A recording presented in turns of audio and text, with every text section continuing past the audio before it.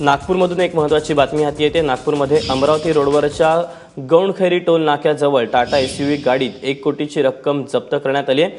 ही रक्कम जी आहे ती जुन्या नोटांची असल्याने काळा पैसा असल्याची शक्यता वर्तवण्यात येते। रजत वशिष्ठ आमचे प्रतिनिधी आपल्या सोबत आहेत। रजत, ही नेमकी रक्कम कोणाची होती, काय अधिक तपशील मिळतो याबद्दल? दीपक, एसीबीने आतापर्यंत हे स्पष्ट केलेलं नाहीये की ही रक्कम कोणाची आहे, कारण एक माल वाहतूक करणारा वाहन होता टाटा एस, त्याच्यामध्ये हे पार्सल जे अनेक येत होते त्याच्यामध्ये पार्सलमध्ये पाठवून हा पैसा नागपुरात आणण्यात आला होता।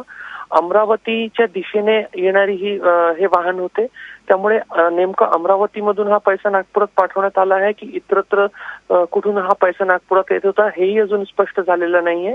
जे वाहन चालक आणि वाहक आहे या दोघांना ताब्यात घेऊन त्याचे चौकशी पोलिसांनी सुरू केलेली आहे, मात्र अद्यापपर्यंत अँटी करप्शन ब्युरोकडून अधिकृतरित्या हा पैसा नेमका कुठून येत होता आणि कुठं पाठवला जात होता आणि तो कोणाचा होता हे स्पष्ट करण्यात आलेलं नाहीये।